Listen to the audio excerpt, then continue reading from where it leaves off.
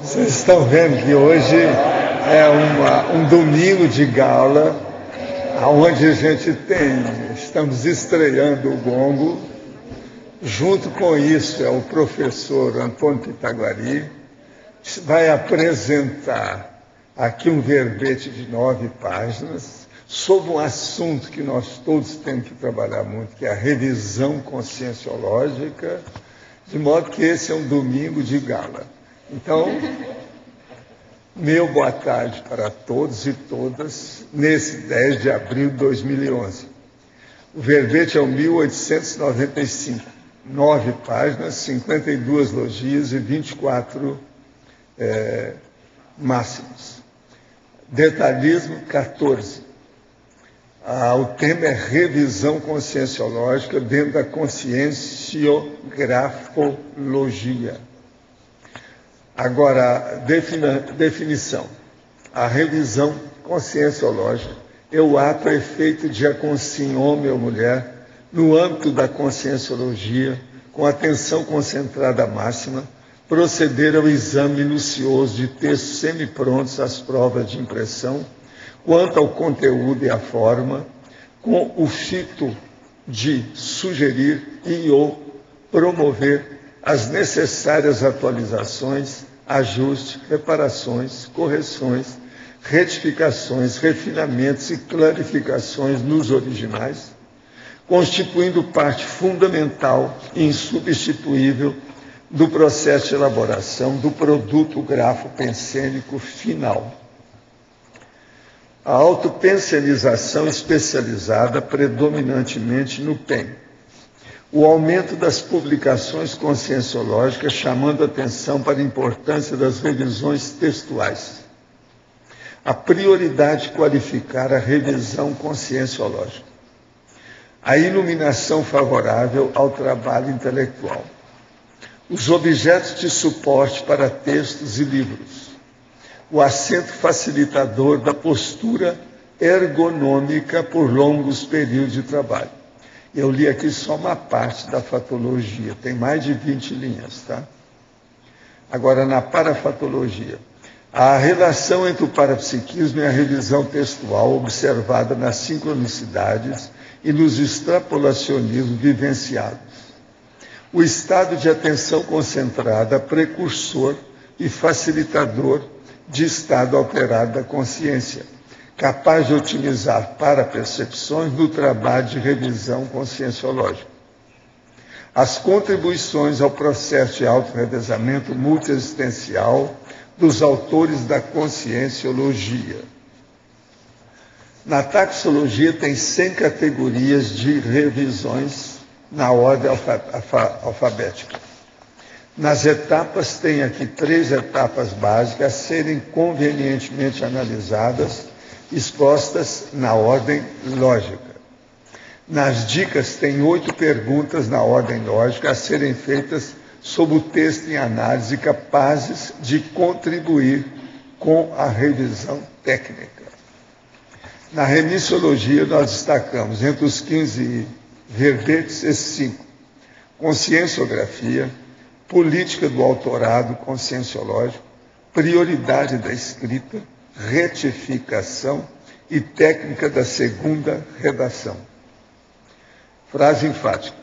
A elaboração de revisões conscienciológicas constitui retribuição prioritária de todo pesquisador, autor lúcido, considerando-se as contribuições recebidas nas publicações pessoais. Você retribui as revisões textuais conscienciológicas recebidas? O quanto você escreve? O quanto você revisa?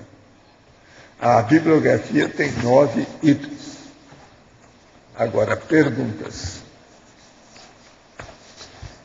Como saber se tem um amparador? Olha, o melhor é você ajudar os outros e ver o que vai acontecer depois disso.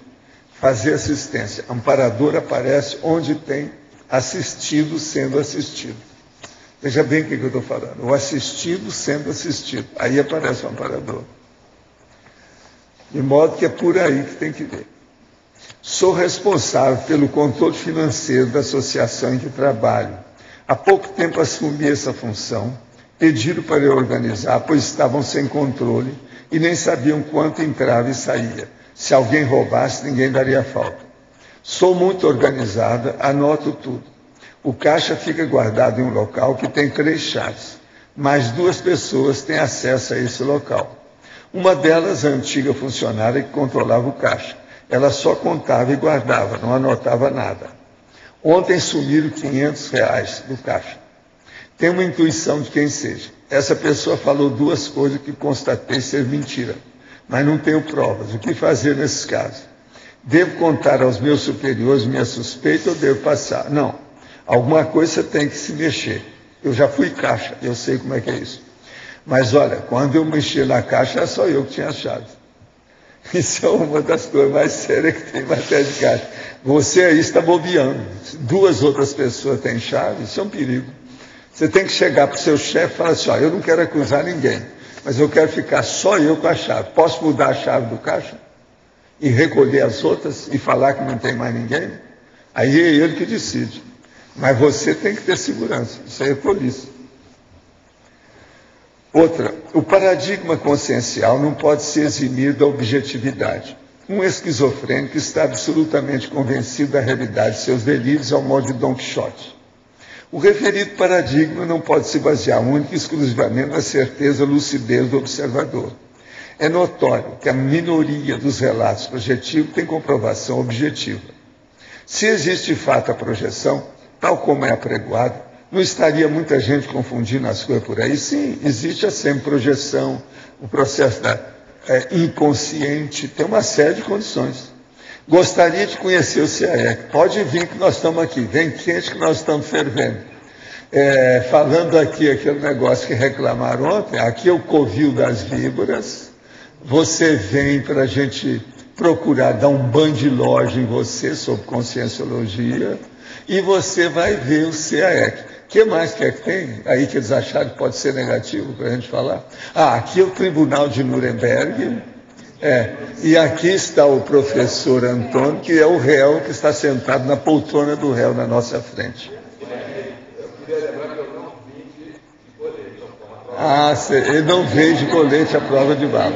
Não, e da minha parte também eu quero dizer que essa semana eu não estou comendo criancinhas. Isso aqui eu já falei, vai muitos anos que eu venho falando essas coisas.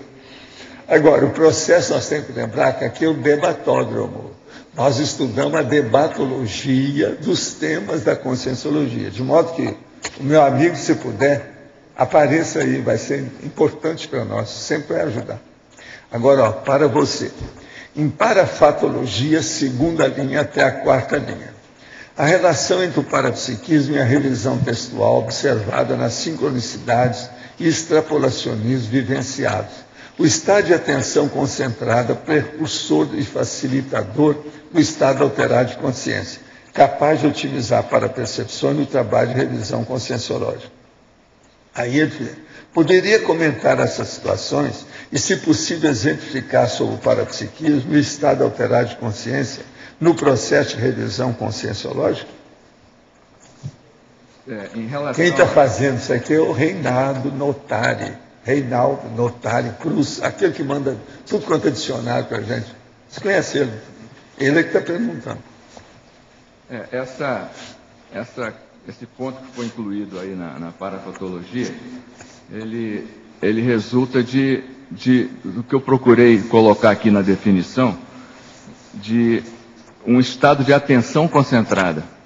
Então, quando a gente faz a revisão, a gente como se ligasse um nível de percepção além daquele normal. Vamos tentar lembrar uma outra ideia que pode ajudar a esclarecer essa questão. Eu e o professor Loche, a gente faz o curso Heterocrítica de Obra Útil, e a gente estudou um livro do Adler, né? Como ler um livro. Um livro bastante interessante, e ele divide lá a leitura em 4 patamares. Então, o primeiro nível de leitura seria a leitura elementar ou a pré-leitura. Então, aquele que, por exemplo, o analfabeto funcional, ele está nesse nível da pré-leitura ou da leitura elementar. Depois tem a leitura seletiva ou a leitura de averiguação. Uma leitura que a pessoa já começa a ler mais rápido e tal. Um terceiro nível, a leitura interpretativa. Então, ela interpreta, ela entende a mensagem do texto. É uma leitura mais lenta. E o quarto nível de leitura, que ele classificou ali, que outros autores também falam, seria a leitura que o Adler chamou de sintópica, mas que alguns vão chamar de interpretativa, que é você entender aquele texto já em relação a outros textos. Você saber interpretar com profundidade aquela ideia ali, no contexto do conhecimento. E, então, eu, modestamente, estou querendo propor o quinto nível de leitura, que é a leitura de revisão.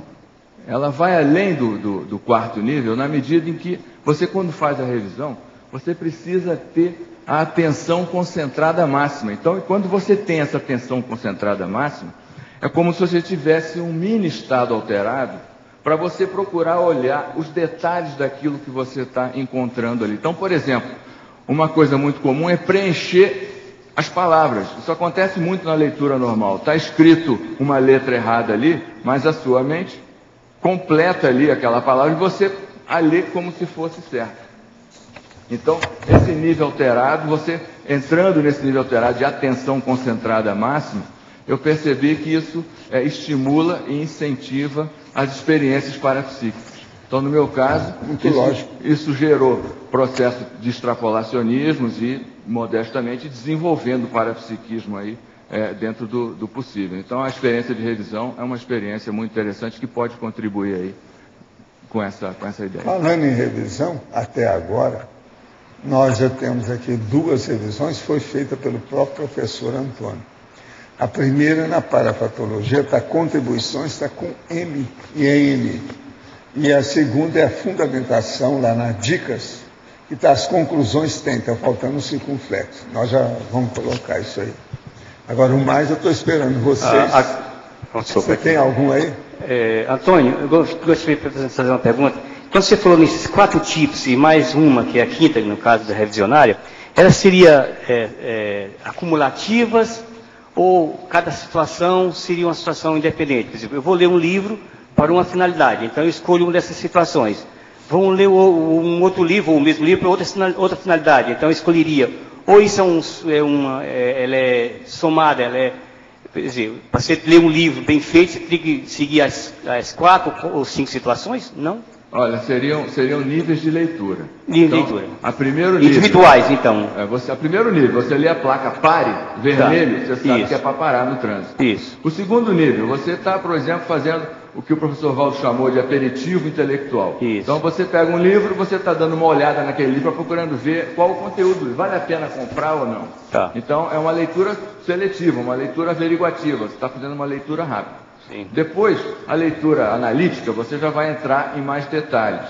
Então, elas são complementares, né? Essa quinta que eu estou propondo é porque ela não se encaixa bem em nenhuma das anteriores. Não. Então, seria uma nova modalidade de leitura ali, que você, além de fazer as 4 anteriores, você procura mais detalhes na questão de contribuir com a qualificação do texto. Então, ela pode ser acumulada para a mesma obra? Sim, claro, pode. Tá, porque eu julgava isso teve tempo muito grande, você lê um livro várias vezes. Eu me questionava muito. Elas podem ser as 4 utilizadas no mesmo livro, sem dúvida. Sem dúvida, tá ok. Obrigado. Rapaz, está 74, tecnologia,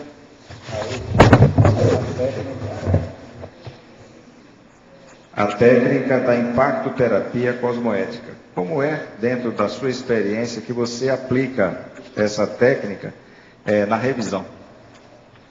É porque você vai ver lá atrás, muitas vezes a revisão, ela, na maior parte das vezes, a revisão ela é textual. Você faz os apontamentos no artigo ou no texto e devolve para o autor. Então, muitas vezes até essa revisão ela é eletrônica, ela é virtual, né? Você recebe o texto pela internet, você faz a revisão e manda para o autor. Mas, algumas vezes, você tem, alguns tipos de revisão exigem uma interação pessoal. Então, eventualmente, não é muito comum, né, a revisão exigir esse tipo de experiência, mas pode ser o caso de acontecer uma impactoterapia cosmoética no sentido de ajudar o autor a rever aquele texto e qualificar o trabalho dele. E há alguns processos de revisão que são matemáticos, ou é ou não é, ou a pessoa topa ou não topa, aí é impactoterapia. Porque não tem jeito, é muito lógico, é matemático, é aritmético, é preto ou branco, ou pega ou larga. Então a situação é impactoterapia. Agora aqui, tive uma experiência que peço ajuda do professor para identificar se foi sonho ou projeção consciente. Estava presenciando 2 homens que me fizeram lembrar mendigos fazendo teatro ou dando aula sobre assédio. Existem aulas de assédio? Existem. Os mega assediadores dão uma instrução para o satélite assediador. Um deles colocou a mão sobre a barriga, o umbigo, chakra do outro, e esse começou a se contorcer, aparentemente interpretando. Fiquei com vontade de insultá-lo, mas lembrei de que arranjar confusão no astral acarreterá um assédio até obsessão. Não. Você devia ter julgado a energia e parlamentado com eles para eles cair fora.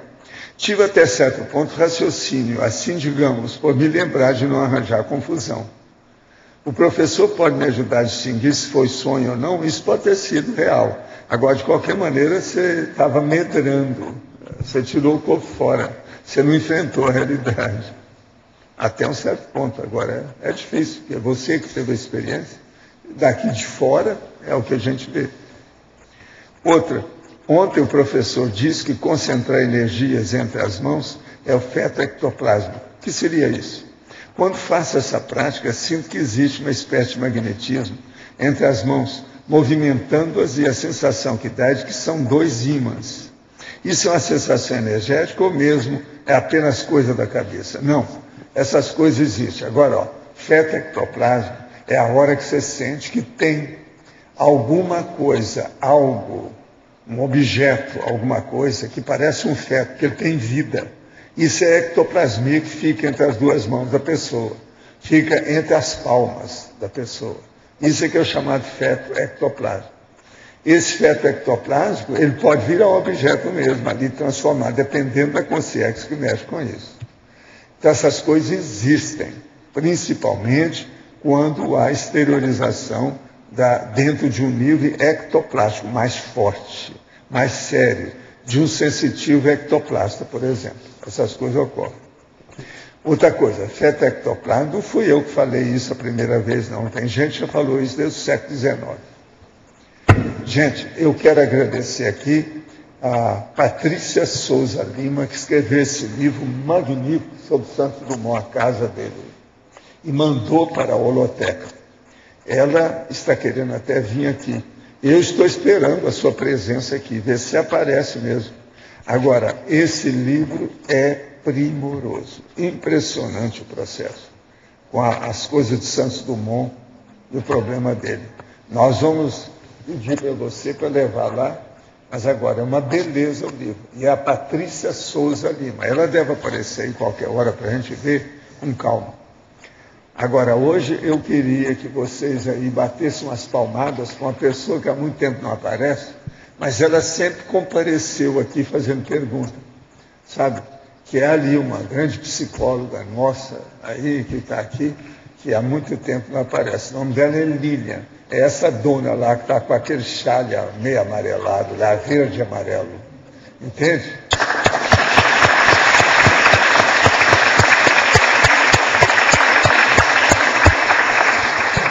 A Lilian é uma psicóloga, é uma cabeça, tem consultório em São Paulo, coisa muito séria. É bom vocês verem isso seriamente.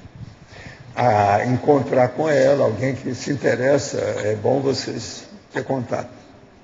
Agora, eu quero dizer para vocês que há quem possa julgar que os bordões enumerados que eu estou fazendo sejam burdunas, bordões e burduna, no universo da conscienciologia. Mas olha, se isso ocorre, é um caso típico de quem veste a carapuça cosmoética a contragosto. Sabe? São as interpretações dos fatos conscienciológicos. Agora, outra coisa.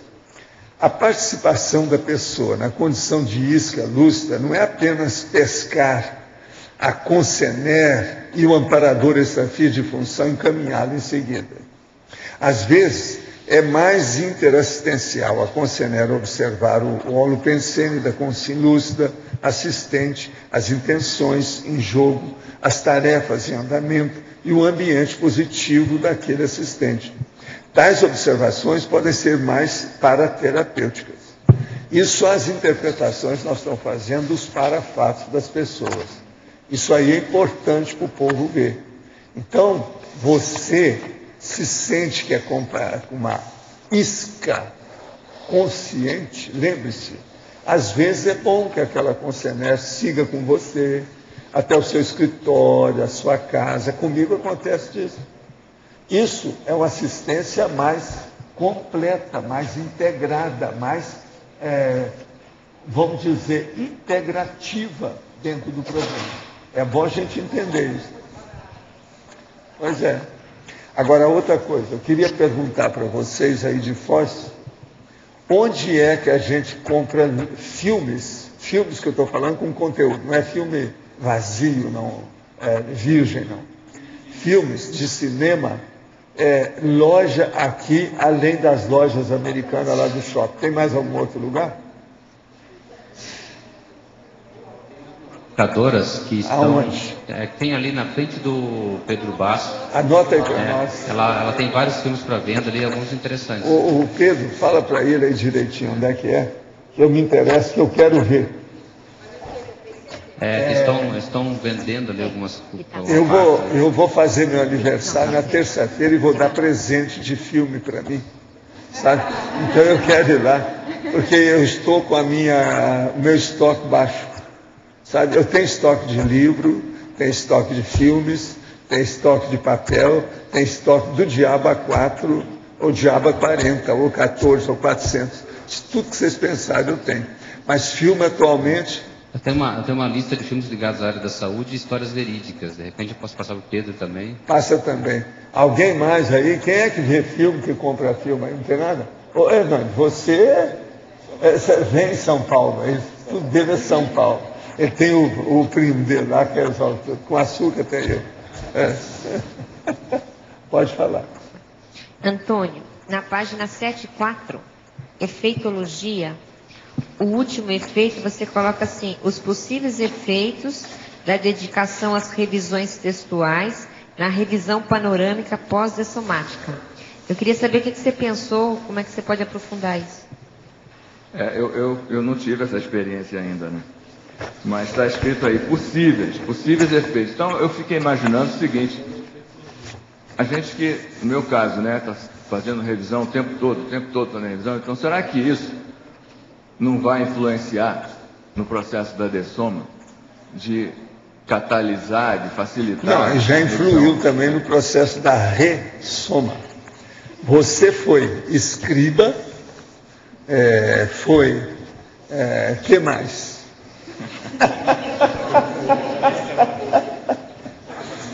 Amanuense, escriba, copista, que é um negócio seríssimo, é o copista.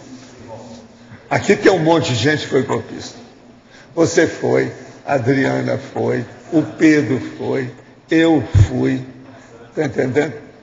Aquela lá, então, nem se fala, porque aquela lá andou mexendo lá pelo lado do Japão. O negócio lá não é fácil. Quando a gente começou, ela já era nossa professora, né? E ó, tem mais um monte aqui que foram copistas. Então isso tudo pesa na balança. O negócio anterior, pré.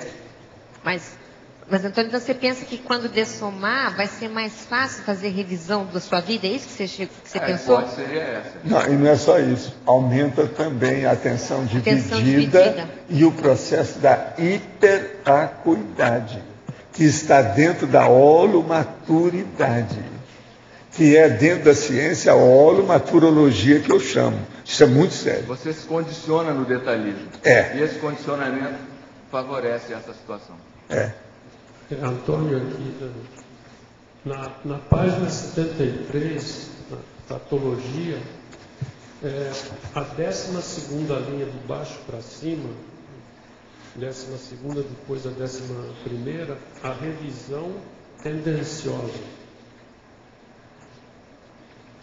Revisão tendenciosa.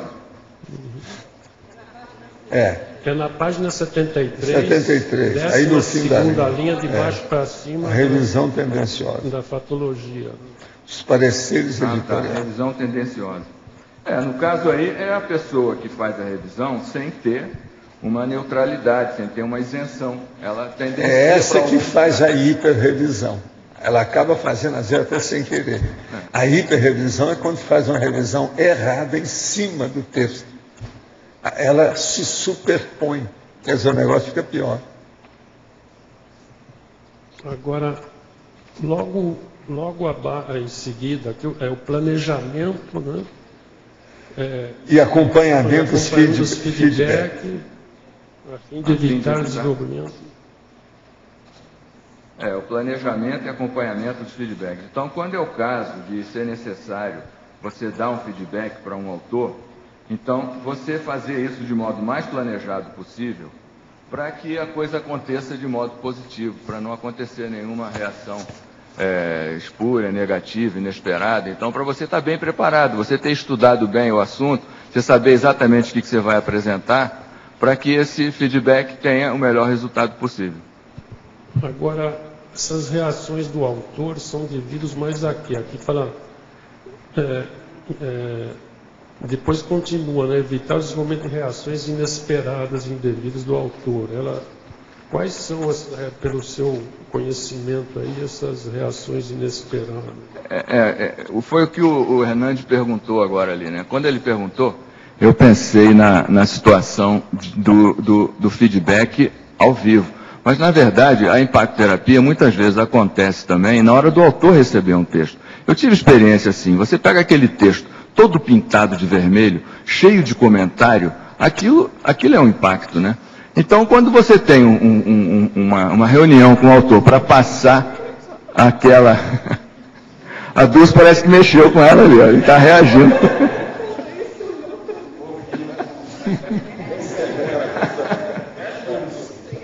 Eu procurei apoio em você, Dulce, que a gente trabalhou junto e a gente sabe como é que essas coisas acontecem.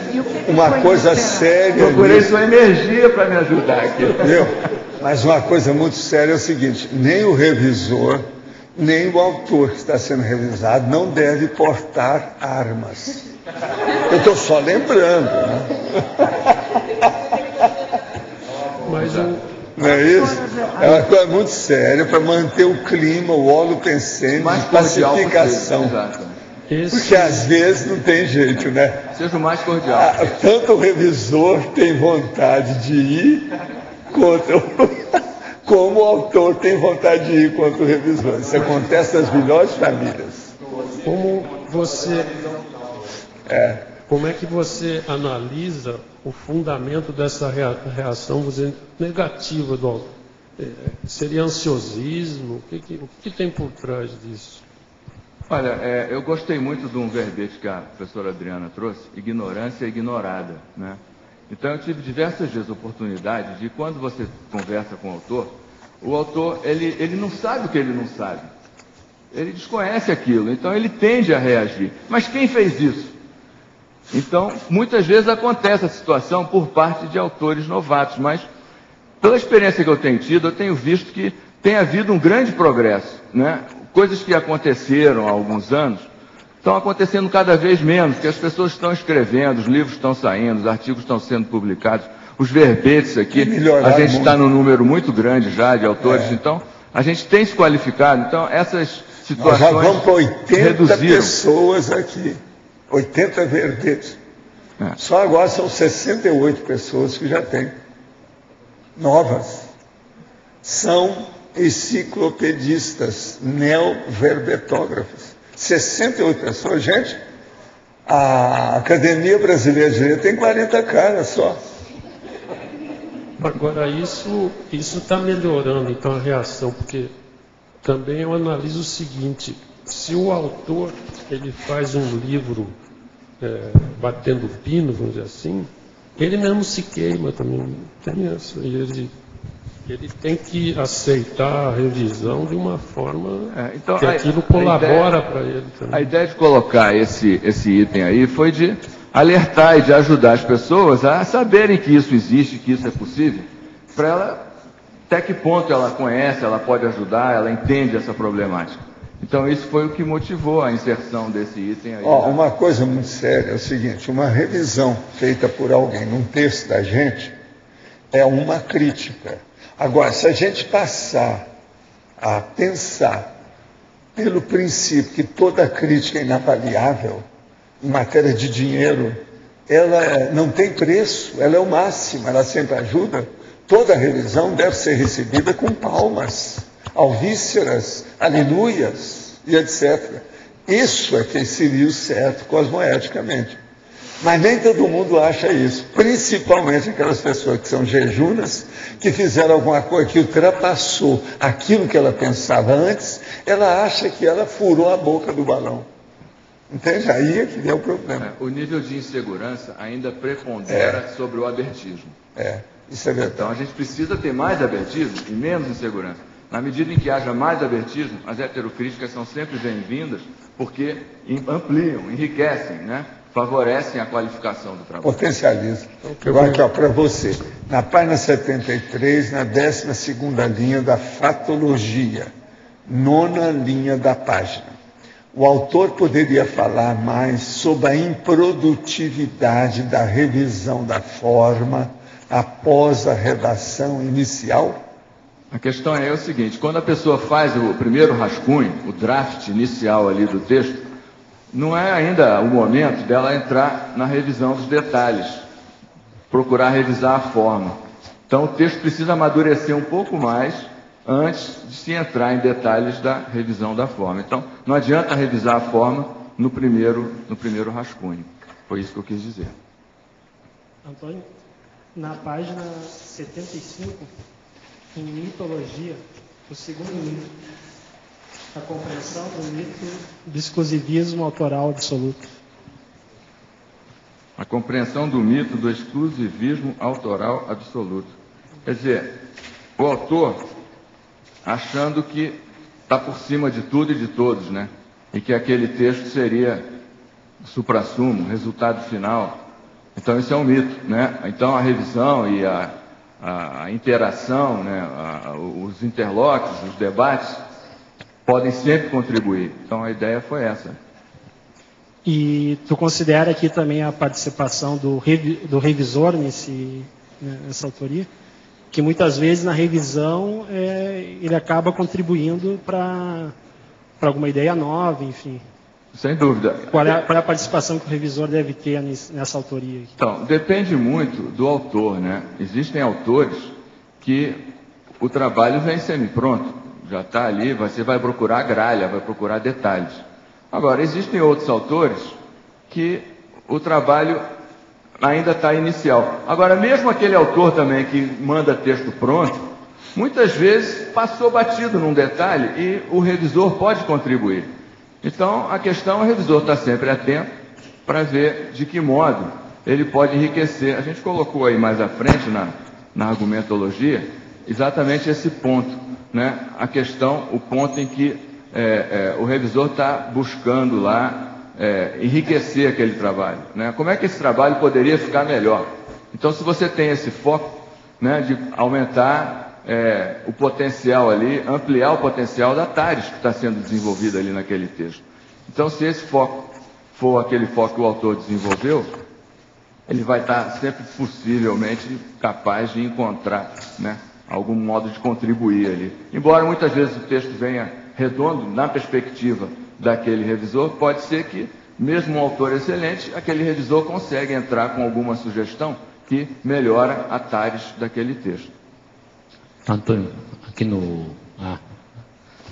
você na estrangeirismologia, na terceira linha, bota online com sem hífen, né? O online não seria com hífen também? Olha só, o online... Não, é sem hífen. Está acabando de ver agora o livro que acabou de sair, está sem hífen. O offline é com hífen. Agora, o online, tem gente que escreve dos três modos. Separado, com hífen e junto, como a gente coloca aqui. Mas a gente já fazendo revisão aí nos verbetes, a gente já tinha concordado aqui com o professor de adotar esse padrão. Então, os 3 modos são possíveis, são aceitáveis. Mas a maioria está usando sem ir. Estou acabando de ver um livro aqui recente. Okay. Mais uma sugestão só aqui, botar o Blind Review também, não sei se você... ou Anonymous Peer Review. Blind Review. Olha só, até a sugestão, de repente, a gente pode considerar. Agora, é uma ideia que a gente podia comentar o seguinte, inclusive, num dos verbetes aí da professora Adriana, já são tantos que eu já até perdi a conta, mas num deles aí, alguém perguntou, acho que foi o Rômulo, né, perguntou sobre duplo cego. E o duplo cego não é mais, quer dizer, ainda se utiliza, né? Mas não é uma estratégia aceita já atualmente nos principais periódicos de ciência, porque é você suprimir uma informação. Então, o ideal é o revisor saber quem é o autor e é o autor saber quem é o revisor, porque é jogar claro e, no caso, se houver algum tipo de conflito de interesse, a própria pessoa pode colocar ali se ela sabe quem é o autor, se ela sabe quem é o revisor. Então, o processo de blind review ou duplo cego, isso não é favorável. A gente chegou a utilizar aqui um período na consciência, mas depois de um tempo a gente viu que aquilo ali não era positivo. Tem gente que fala até em triplo cego. 3 vezes. Então, na experiência que eu tenho, e num dos eventos que eu participei agora, no final do ano passado, havia lá alguns editores de revistas internacionais de alto nível, e eles falando que não funciona, não é positivo, é você suprimir, então passa um processo, passa-se um tom de desconfiança, quando você manda um pouco sem dizer quem é o autor. Hacker. Hackerismo. Não é o até ideal. um certo ponto é esse. Hackerismo. Então a sugestão, de repente, pode ser incluída, mas eu achei legal fazer essa abordagem para deixar claro, então, que não é o ideal para ser utilizado, principalmente no corpus da conscienciologia. A maioria dos periódicos desses eventos é blind review que o pessoal está fazendo ainda, né? Muitos ainda fazem, mas é como eu quis falar, né? Alguns periódicos de ponta já entenderam isso e já não fazem mais. Outra aqui para você. Na página 78, o item eliminação, entendo que a frase, após ter claro as questões, torna-se relevante. Aplica-se a próclise, tendo em vista o advérbio de lugar ou tempo após, ficando, se torna, agora ele pergunta, ou não. Esse é o Cássio de Rosa, está perguntando. Isso aí, você sabe, ser facultativo, é a vontade da pessoa. Eu acho que tanto um como o outro está certo. Perfeito. Eu não ligo muito para isso, não. Mas ele gosta de ver sempre a prótese com a história toda.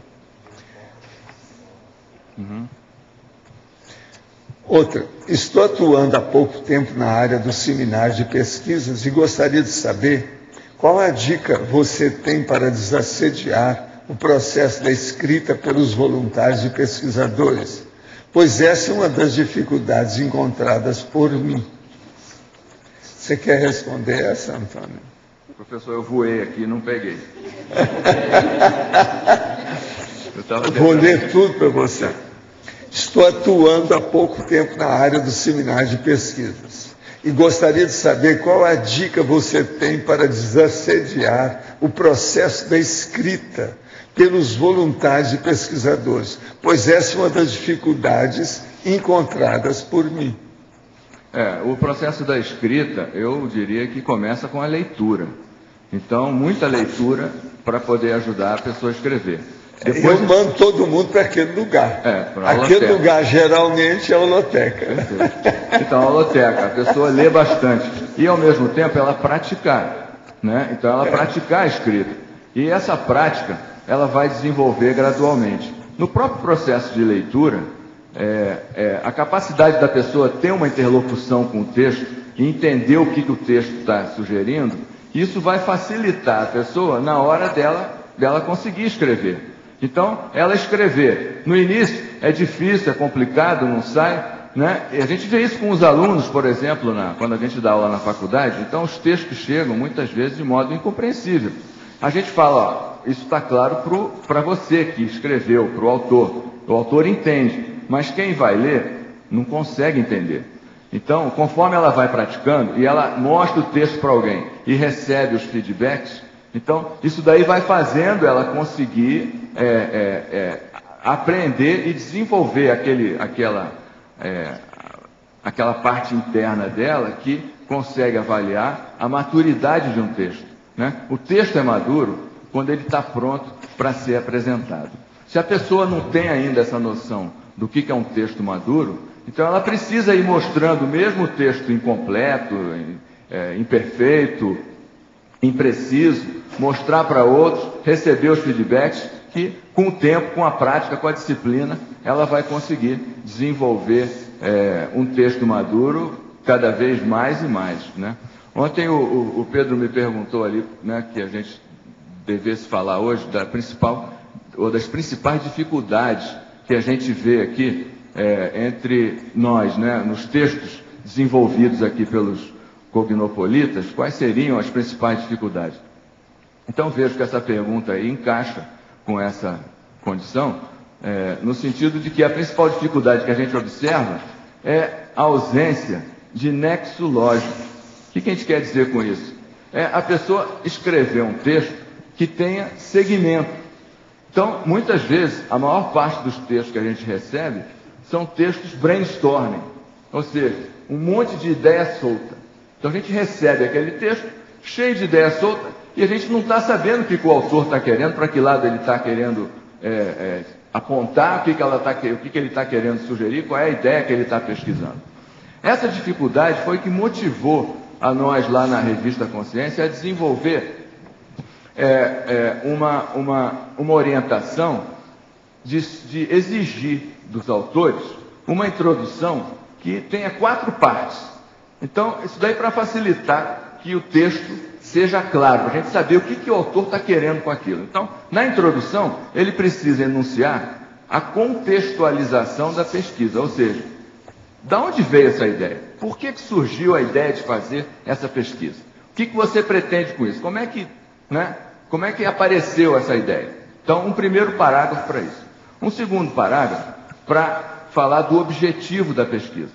O objetivo desse texto, o objetivo desse artigo é ser o mais sucinto, direto e possível que você puder, né? Vai direto. O meu objetivo é apontar uma solução para esse problema. Beleza. Terceiro ponto, metodologia. Como é que você fez para alcançar esse objetivo? O que você empregou? Que técnicas? O que você fez? A pessoa coloca assim, então depois que a gente pede, né, na primeira revisão, a pessoa coloca assim, não, foi experiência pessoal e bibliografia.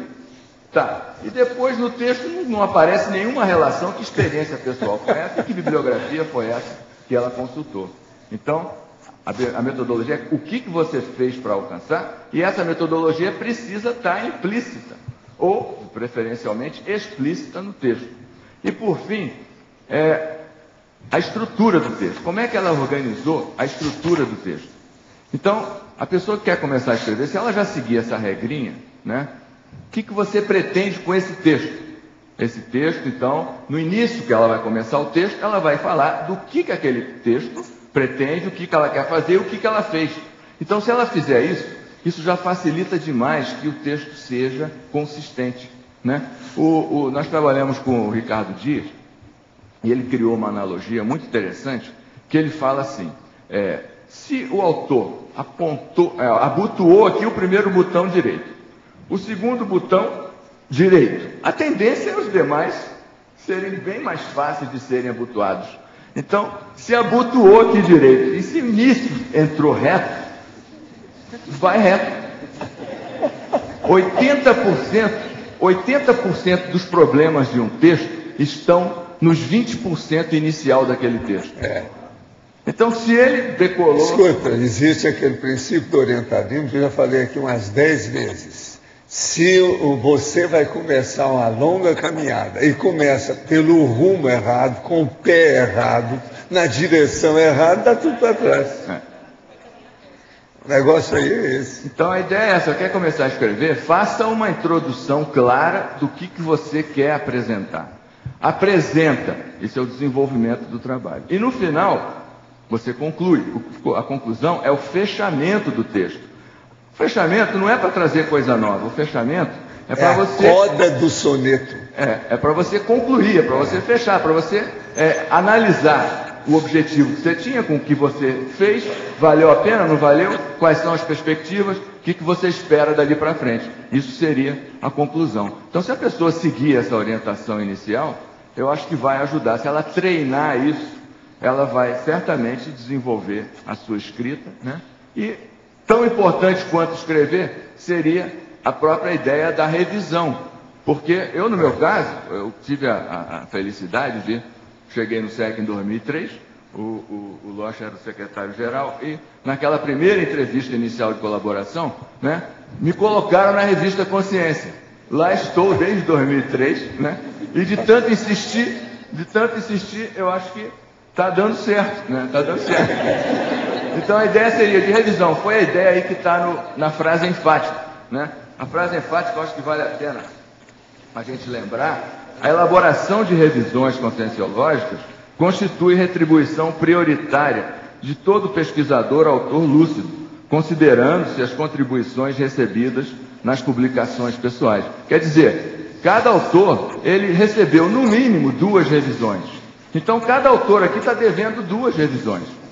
Então, nós estamos precisando de revisores. Então, o princípio da retribuição, né? Então, todo autor deveria ter um tempo dedicado a fazer revisão, porque além dele aprender, ele também está retribuindo o que ele recebe. Escuta uma coisa, você podia falar para nós uma coisa. Eu quero fazer essa pergunta para ele pelo seguinte: o Antônio, pelas coisas que eu conheço, você sabe, eu mexo com esse negócio de livro desde menino. E eu já tenho mais de 50 livros publicados. As coisas que eu mais estudava era dicionário, dentro da lexicologia. Agora, ele é das pessoas que eu conheço, olha, que eu tive contato com autores, com gente de tudo quanto é tipo. Outra coisa, o meu patrão básico, que eu trabalhei mais que os outros, foi para um patrão que era da Academia Brasileira de Direito, que era o Marco Palmeiras, que nasceu na minha terra, e a gente debatia um com o outro, assim, de igual para igual, sobre regionalismo, porque a gente era do mesmo lugar.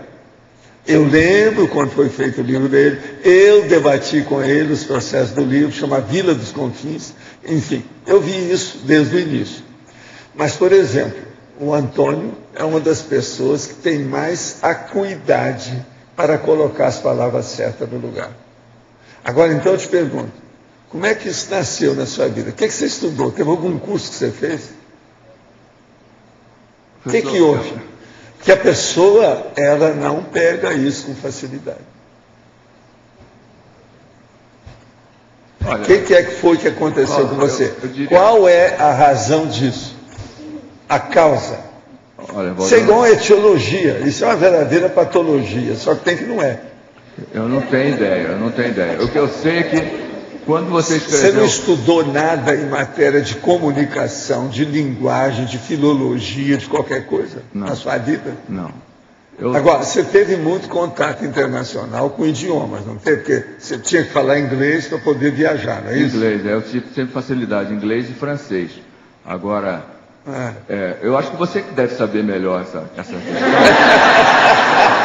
Não, sabe por quê? Não, sabe por quê? Eu sei que o negócio dele é passado, mas eu quero saber nessa vida, nesse corpo aí, o que você fez? Eu tenho um argumento. Em 92, 93, você estava terminando o 700, e aí você pegou o 700 e fez questão que eu fizesse revisão daquele trabalho. Foi. E eu não tinha a menor noção do que seria revisão. Você me perguntou... Foi assim que começou? Eu só fui descobrir que eu era revisor aqui 2003. Como é que em 94 você me pediu uma revisão? Você que devia elaborar esse tema. Agora veja, ele tem mais tino. É um negócio de focinho. Quer dizer, cheirador, nariz de ferro. Ele vê direitinho o termo mais adequado, na maioria das palavras, para compor qualquer texto. Ele é bom nisso. Você já notou isso também? Ele é fora de série nisso. E outra coisa, isso é muito difícil, ter a localização da palavra correta. Uma outra coisa, é necessário também alguma base. Nessa aí, a gente tem a explicação, que é o seu processo poliglótico, você vivenciou isso, por causa do seu problema de voar muito, andar de avião, aquele negócio todo, isso aí ajuda. Então, essa base eu sei que ajuda. Por quê? Na hora que você estuda, isso aí que eu quero lembrar, só esse aspecto. Na hora que você estuda o poliglotismo, você fica estudando vários tipos de colocação adequada do termo. Por exemplo, em inglês, qual é a palavra? Em francês, qual é a palavra? Em português, qual é a palavra? Se você vai a Portugal, você que viveu lá também, qual a palavra em Portugal? É diferente da do Brasil. Então, veja, essas coisas entraram em você, então, devido a essa vivência. Só pode ser. Agora, eu sei, agora você é do passado, mas do passado aqui, nós temos dezenas de pessoas que tiveram essa holobiografia sua. Entende? O problema é que a minha implicância é essa. Por quê? Nesse corpo. Por quê? Aqui, hoje. Eu sei que isso é uma das coisas que eu faço uma força danada para colocar no lugar. Eu, quando ponho uma palavra que ela está um pouco assim alterada, quase sempre é de intenção. É intencional, de propósito. Você está entendendo? Que eu penso tudo antes de mexer. Você já deve ter percebido isso. Agora, você é terrível, porque ele vem com uma expressão, acabou. Falou, a água parou de chover, não tem mais nada. Não tem jeito. A dele é quase sempre assim. Agora, nós temos que lembrar o seguinte, toda conclusão, ela não pode ser final. Não existe esse negócio de conclusão final. Mas a conclusão dele, temporária ou específica para aquilo que está sendo feito, ela é perfeita. Então, o que eu vejo é o seguinte, observa isso na hora que vocês derem a ele qualquer coisa para revisar, ou fazer um questionamento a ele, uma interrogação. Isso aí é uma das coisas mais sérias que você tem. Agora, eu vejo isso, já vão para quase 20 anos. A verdade é essa. E eu já te falei sobre essa história. Ele vai em cima do lance. Você vê que é o estilo dele, é o modo dele. Agora, veja, o povo da literatura, um monte de gente fica procurando isso. A maioria boia. Porque não é fácil. Há muita intercorrência. Quer dizer, há muita... É um macro, é um supermercado de condições e de ideias que influem nisso, para a pessoa saber exatamente aquilo que é. Vocês estão entendendo a diferença disso? Coisa que eu observo nele também é a paciência, né? Porque não, ele paciência fala, né? ele tem. Ele passa agora, de vez em quando ele passa da conta a palavra certa, né? Aqui, de vez em quando ele fica esgotado. Isso, é exaustividade também. Ele tem essa exaustividade. Eu acho que esse ponto da Adriana é muito sério, que ajuda nisso daí. É você ficar em cima da prática. Não, eu sou mal. Opa, tem alguma coisa aqui. Aí você tem que ficar em cima, pensando. Eu sei. Não é uma coisa que acontece espontaneamente. Não. É resultado de esforço. É muito esforço. Tem que ficar em cima. E o que eu vejo é que a maioria das pessoas passa batido. Passa. Então elas não aprofundam. Tem que parar ali. A maioria são pessoas superficiais. Para chegar a ser profissional, tem que ser profundas, é exaustividade. A maioria não gosta nem que a gente fale em exaustividade. A verdade é, não gosta que a gente fale nisso. Agora aqui, o senhor poderia me explicar se há necessidade que pratiquemos o costume milenar da prática da oração, a relação entre oração e energia, como podemos entender melhor isso? Podemos comentar algo sobre o assunto? Não. Eu sou contra tudo quanto é oração. Você não viu falar em prece e programa de qualquer coisa aqui de prece. Eu acho besteira. Não é por aí. A pessoa tem que viver com o amparador de igual para igual. Você já pensou? Eu vou fazer uma prece por causa da minha mãe, do meu irmão, do meu colega. Não existe isso. Então o processo extrafísico não precisa de prece. Há uma interlocução do jeito que você tem com qualquer pessoa. Isso é uma bobagem de religião. Isso aí é problema místico, negativo. Eu sou contra. Sempre deu conta disso. Nós nunca falamos aqui em oração e prece. Allan Kardec julgou o espiritismo no buraco dentro da religião, a partir do Evangelho segundo o Espiritismo e o livro A Prece dele. Para colocar prece para tudo, prece para isso, prece para aquilo, que é oração, a rogativa. Então isso. É negativo. Agora, para você. Poderíamos dizer-me deste belíssimo verbete que tem feito quanto à fatologia, sexta linha de baixo para cima. A revisão dos hábitos pessoais. Vai ter mais. Você responde isso que eu vou te falar outros. Então, eu penso que a revisão dos hábitos pessoais é um processo que está em sinergia com a revisão textual. Na medida em que você está se condicionando, está se treinando na revisão conscienciológica, a revisão conscienciológica, do texto conscienciológico, exige uma preparação, exige paciência, exige os objetos, exige uma série de situações. Então, você precisa, de certo modo, também fazer uma revisão dos atos pessoais, no sentido de poder entrar em sinergia na qualificação pessoal e do trabalho pessoal. Agora, outro que esse assunto nós estávamos falando. Do penúltimo item, o ato de registrar as palavras precisas nos locais adequados. Sabe quem está falando? Isso é a Cris de Buenos Aires. Agora, outra dela para você. Parafatologia, segundo item. A relação entre o parapsiquismo e a revisão textual observada nas sincronicidades e extrapolacionismos vivenciados. Então, isso a gente já conversou, né? O estado de atenção concentrada, gerando um estado alterado e promovendo extrapolacionismos e sincronicidades. Agora aqui é da Nina Rosa. Sou retardatária e caso não tenha ainda comentado, poderia comentar na página 73, sinergismologia, o segundo sinergismo. O sinergismo, revisão existencial, revisão textual. Seria parecido com esse anterior que a gente falou, né? Então, a revisão textual ajudando a revisão existencial. Você, na medida em que se condiciona a rever textos, a rever trabalhos, você acaba revisando tudo que aparece na frente, né? Agora aqui, do Oswaldo para você. Em breve iniciaremos a revisão da tradução ao espanhol de certo livro da Conscienciologia. Quais as recomendações adicionais que você pode nos indicar para trabalhar num contexto bilíngue? A gente colocou aqui no paradoxo, paradoxologia, está na página 75, o paradoxo técnico, vamos ver, o paradoxo da tradução da vivência parapsíquica na comunicação escrita. Então, esse paradoxo surgiu de um livro que o professor Valdo trouxe aí para a gente, não sei quem lembra aí, aquele livro A Tradução e a Letra, ou O Albergue do Longínquo, de Antoine Berman. Então, lá ele tinha o paradoxo da tradução.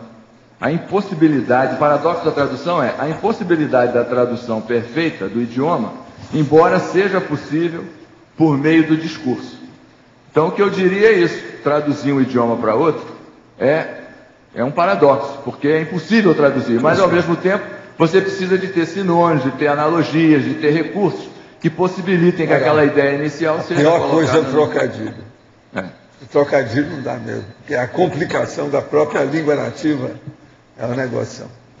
Outro, na página 74, na fatologia, poderia expandir mais a relação da ideia da revisão tendenciosa com os pareceres editoriais? Revisão tendenciosa. Com os pareceres editoriais. A gente já comentou isso daí. Então, é preciso que haja, né, a maior transparência possível no contexto da revisão para que ela não seja tendenciosa, né? Então, vamos ver se há algum conflito de interesse que possa fazer ou promover uma revisão tendenciosa ali naquele trabalho. Gente, o programa Amigos da Enciclopédia tem duas boas notícias hoje. Alcançamos o recorde de amigos, 347 amigos e 370 cotas. 347, nós estamos chegando agora a 68 pessoas que fizeram os verbetes, quer dizer então que tem mais 250 só aqui para ajudar a gente a fazer verbete, não é isso? Agora, outra coisa, o último CD-ROM, 6ª edição, está disponível no site do programa Amigos da Enciclopédia para download. Gente, a enciclopédia então está em download. Sim. Acabou. Exato. Isso que precisava, Professor, mais depressa possível. Agora, ó, eu só quero dizer o seguinte, essa turma não deve ficar rindo à toa tanto, não, porque já tem mais um volume a enciclopédia que não está lá. Professor, além de quem é amigo da enciclopédia poder baixar para o download lá no ambiente exclusivo para o amigo, quem tem a versão 6.12 anterior e que tem alguns probleminhas técnicos, pode baixar também e atualizar. Também já pode fazer isso. Então é mais fácil do que entrar no site da Editares. Então agora, é um presente aí para os amigos da enciclopédia que afinal merece, né? Eles que produzem a enciclopédia, ajuda a produzir. Né? Isso. Quer dizer que tem em download, isso aí é muito importante. Tudo isso nós estamos falando aqui.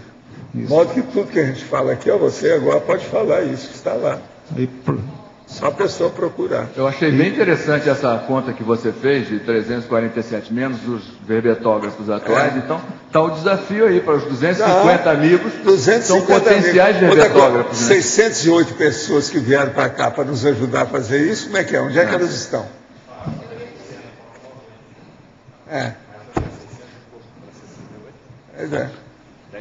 É quase todo mundo. Tem muita gente que é de fora aqui. Outra coisa, a gente tem que descontar as crianças e os menores.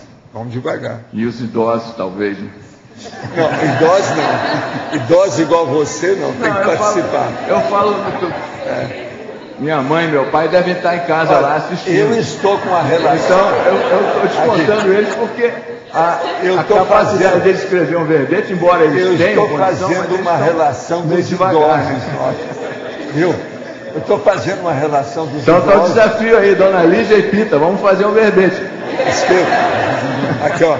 Eu estou fazendo uma relação de idosos aqui e depois vou conversar com a turma do Longevitar.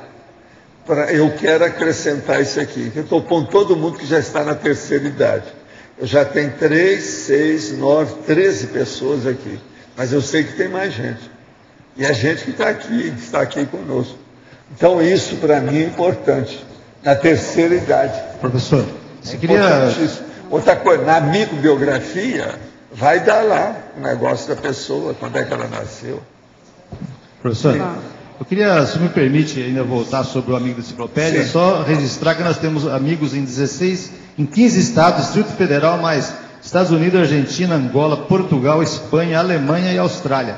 Tem amigos da enciclopédia, pessoas que vivem nesses países, que são e participam e podem baixar agora para o download aí a última edição. Escuta, aqui do eu vou te pedir para você vir aqui os dias próximos agora que você vir, você vai falar que a enciclopédia está em download. Todo dia que você vir aqui, você vai falar para o povo escutar.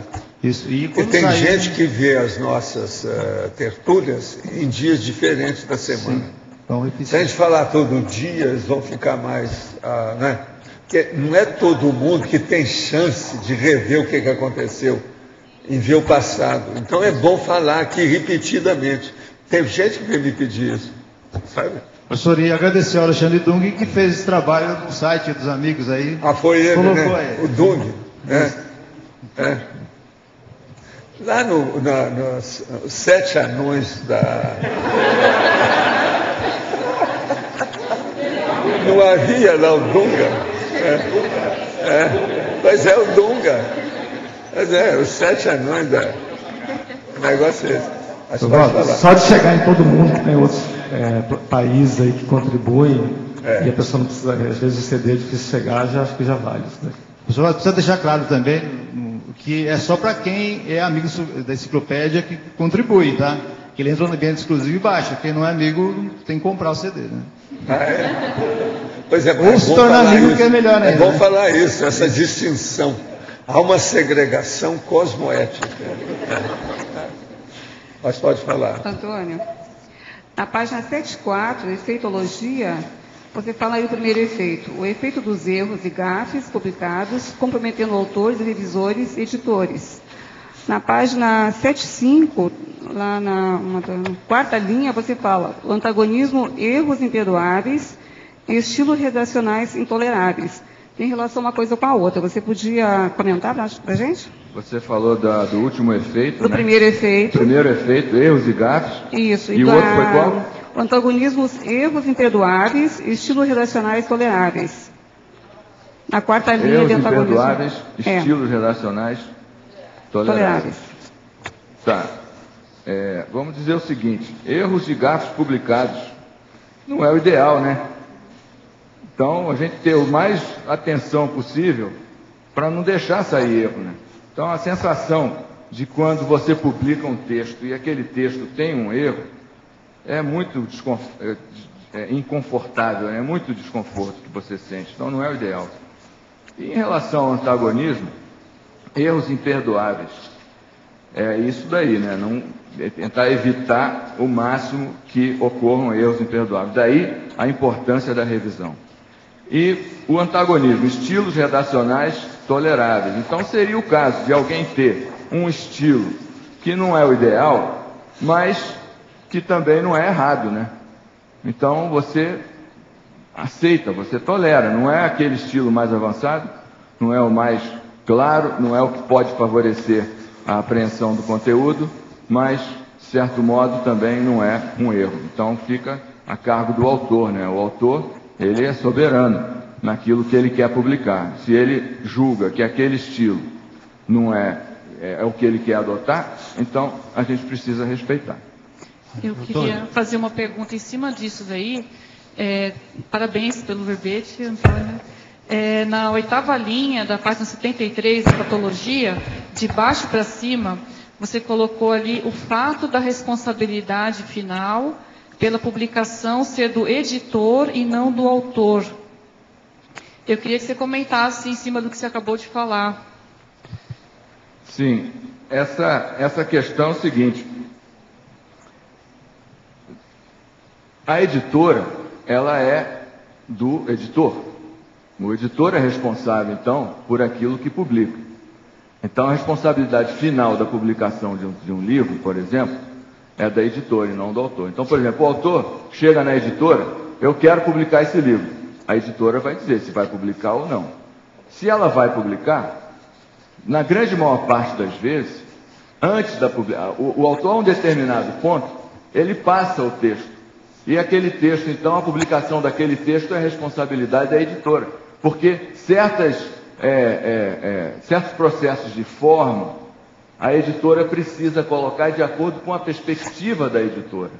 Então, a responsabilidade final pela publicação de um texto, de um livro, é sempre da editora. A não ser que o autor faça um acordo inverso desse. Olha, eu vou publicar meu livro com vocês. Vocês querem publicar? Quero. Tá, mas quem vai olhar por último sou eu, o autor.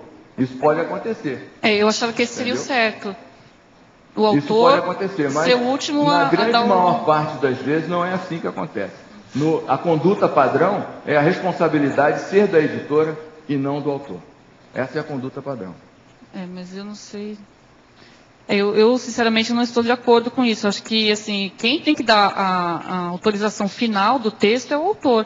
Quem é responsável pelo texto é o autor. Mas quando ele quer, fala isso, que o editor é o que ele está explicando. O problema é dele. A maioria não faz isso. Não faz. Veja, não é questão de querer ou não querer, de concordar ou não concordar. O fato é assim. As editoras publicam, até um determinado ponto, a editora ela se sente como sendo responsável pelos detalhes do livro. Então ela quer colocar de acordo com a perspectiva dela, embora o autor tenha redigido o livro. Isso é o padrão que existe por aí no mundo editorial. Entendi. E ela tem uma filosofia editorial. Isso aqui é a coisa comercial, industrial. Sempre tem que ter. Antônio, eu tenho uma pergunta aqui no ar, aqui em cima. Tudo bem? Parabéns aí. Obrigado, Renato. São três, que eu queria que comentassem sobre 3 pontos. Um na página 75, na mitologia, você comentou já do primeiro. Em seguida tem aí o mito do exclusivismo autoral absoluto. Esse mito, eu acho que a gente falou dele já. Esse mito também é o seguinte, o autor achar que ele vai fazer o texto final e ele já sabe tudo. Então isso é um mito. Sempre o revisor vai poder acrescentar alguma coisa, né? Sempre pode aparecer uma ideia nova. Então é um mito a pessoa achar que ela é autossuficiente no processo editorial. Quando eu li, eu pensei você poderia estar querendo dizer o seguinte, que tudo que se escreve já foi, de alguma forma, seria isso? Já foi escrito, a ideia já veio de algum outro lugar? Não? Porque aí eu não sei se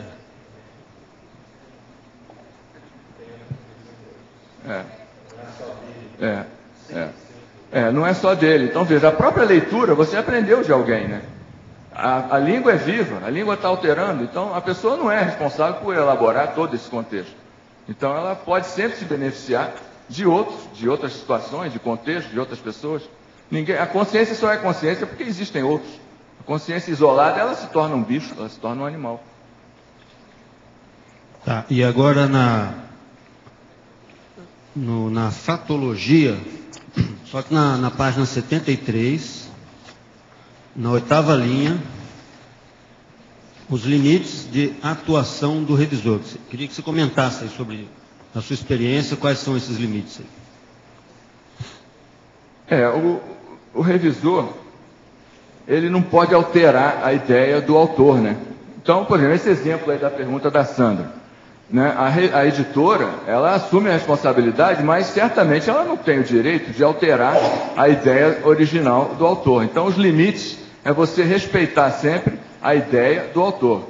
Então, é muito comum o revisor que está iniciando, ele pegar o texto ali, sair riscando e sair colocando aquilo que é dele e que não é do autor.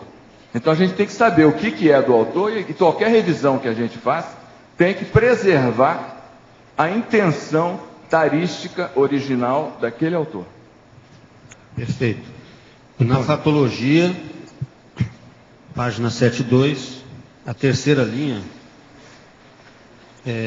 queria que você comente aí sobre a administração dos recursos intelectuais. Isso aí é o processo da auto-organização, né? Então, a ginástica física, ela é muito importante. Agora, a ginástica intelectual, ela seria talvez até mais importante, né? Então, a administração dos recursos intelectuais, você valorizar, preservar e treinar, desenvolver, ampliar esses recursos intelectuais, né? Então, eu acho que o verbete de ontem aí do João Paulo, né, pode ajudar muito aí nesse contexto, né?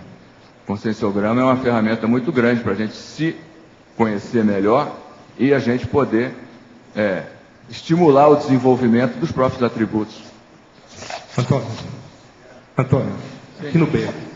A minha pergunta é sobre o método apostilado de escrita, quando comparado com o método direto, sequencial.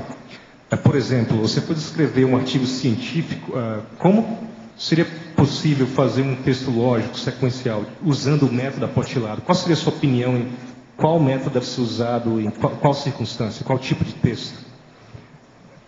Eu não entendi direito esse método apostilado que você está falando. Esse é um método que escreve a palavra em subtítulo e tem um texto assim ao lado. Olha, eu não vejo relação. O que eu vejo é o seguinte: você vai escrever um artigo, você precisa saber qual é a revista que você vai mandar aquele artigo. E aí aquela revista tem seus padrões específicos. Então você precisa mandar o artigo de acordo com aqueles padrões. Então, o desenvolvimento e a organização da ideia independe do uso de subtítulos, que você está chamando aí de método apostilhado. Muitas vezes, esse uso de subtítulos e método apostilhado pode facilitar um processo de texto brainstorming, ideias soltas, porque a pessoa vai botando parágrafos, e muitas vezes os parágrafos não têm uma sequência lógica. Então seria importante que o autor fizesse essa sequência lógica. Para que ele faça essa sequência lógica, como a gente falou no início aqui, ajuda demais se ele já apontar na introdução para que lado que ele está indo. Qual é o seu objetivo? Qual é o método que você aplicou? Então isso vai ajudar a pessoa a ter uma sequência. Porque a pior coisa é você ler um texto que não tem uma sequência. São ideias soltas. Tem um tema e tem diversas ideias soltas. Então não tem ali um desenvolvimento. Mas aquilo ali é um plágio de diversas ideias que ele retirou, talvez até da própria experiência, mas ele não colocou de modo lógico e organizado. O Tomás de Aquino tinha uma frase, né, que eu achava muito interessante, acho muito interessante, quando ele diz: a ordem das ideias é mais importante do que as próprias ideias, porque essas ordens é que permitem que as ideias se desenvolvam e que apareçam e que surjam, porque ideias soltas são apenas ideias soltas. Um trabalho de pesquisa, um desenvolvimento de um texto, precisa de ter uma construção. Então, essa construção, ela está mais apoiada na ordem dessas ideias construídas do que em ideias soltas. Mas no caso do método apostilado, fica difícil fazer um texto, uma sequência lógica para apresentar uma ideia. Na sua opinião, tanto Não faz... Não fica não. Você faz a ideia, constrói o texto, transforma em parágrafo. E isso é bem interessante porque, você ter esse método apostilhado facilita que você tenha a ideia. Se você tem a construção da ideia, o método apostilado é favorável, é útil. Aqui, aqueles que são contra o método apostilado é porque eles não têm gabarito para fazer isso. A verdade é essa. Essa é a minha experiência de 50 anos. O tópico é uma síntese daquela fazer o processo de acordo com a academia, a universidade, dentro de linguagem cultural, usando a forma apostilhada, a maioria não tem gabarito. Essa é a verdade nua e crua. Perfeito. Então, por isso que eles combatem a apostila. Isso é um erro. Agora, veja, eu já via isso quando eu estudei curso superior, que eu fazia as apostilas com uma reunião de amigos meus, de colegas que pediam. Como era bom de datilografia, eu fazia uma apostila lá para eles de coisa mais brava. Aquilo resolvia, todo mundo passar na frente, todo mundo, naquelas matérias. Esses dias a gente estava olhando um texto e a pessoa não sabia usar o método apostilhado aí que está falando, né, o uso de subtítulos, porque faz um parágrafo muito longo. E quando faz um parágrafo muito longo, aquela palavra que a pessoa usou como subtítulo, ela perde a abrangência sobre o que estava no parágrafo. Total. Então o parágrafo não pode ser muito longo. No máximo uma, duas, três frases. Porque não é fica difuso. Ele não representa. Exatamente. Aquela palavra é a síntese de uma frase dentro daquele parágrafo grande. Agora, então a gente tem que saber usar o método. A verdade é o seguinte, é que esse método exige mais a cabeça. Tem que pensar mais. Na universidade eles não gostam disso. Não, e outra, aí, Ivan, a questão de ver vários artigos que tem hoje dentro da Conscienciologia nesse método e que tem toda uma sequência lógica muito bem definida. Tem livro, os tratados do professor Valdo são todos coerentes dentro desse método. Você acha que não tem qualquer todo um coisa manda lógico? discutir comigo que eu acabo com a pessoa. Sobre esse aspecto. Valdo, só queria colocar nesse aí eu acabo com a pessoa. Eu não venha discutir, eu já estou avisando, cuidado. Eu tenho 50 anos de praia.